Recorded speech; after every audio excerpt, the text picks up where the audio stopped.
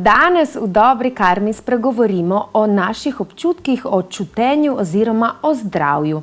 In sicer k zdravju pripomorejo vsi, mislim, da dobro vemo, tudi živali. Predvsem psi, in ni zastonj, da pravijo strokovnjaki, da je pes človekov najboljši prijatelj. In celo strokovnjaki trdijo, da so lastniki psov bolj zdravi. In zakaj? Zdaj pa vsi tisti, ki imate pse, jaz mislim, da se boste tukaj notri našli.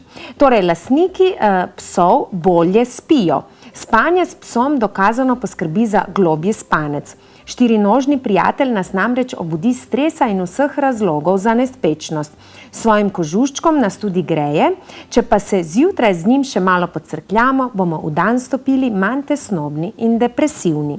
Več prijateljev imajo lastniki psov. Zakaj je temu tako? Namreč pes je odlična tema za prebijanje ledu v pogovoru s tujci.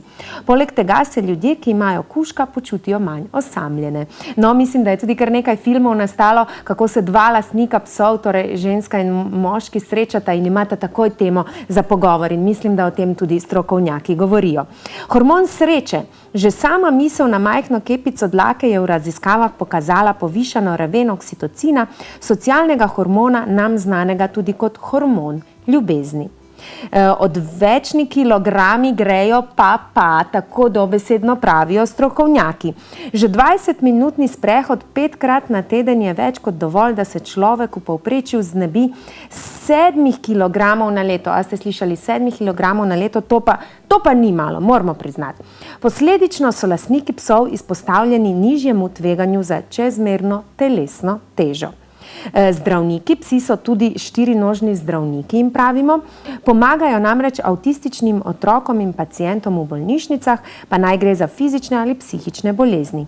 Izkazalo se je, da pes pomaga v bitki z demenco, za katero najpogosteje bolehajo ljudje v 3. življenjskem obdobju.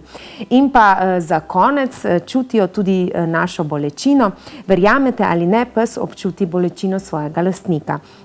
Človek, ki živi s kužkom, lažje preboli izgubo družinskega člana, ločitev ali katerokoli drugo življenjsko preizkušnjo. Pes se raje približa osebi, ki joče in trpi, kot pa mirni in zdravi osebi. Torej, za vse tiste, ki ste slišali zdajle tele nasvete in se tukaj noter tudi najdete in še nimate psa, je verjetno pravi čas, da si tega štirinožnega prijateljčka oziroma hišnega ljubljenčka tudi nabavite.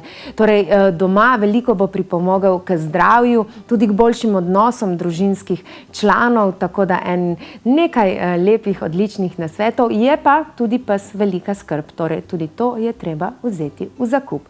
Zdajle ena čudovita pesmica o prijateljih.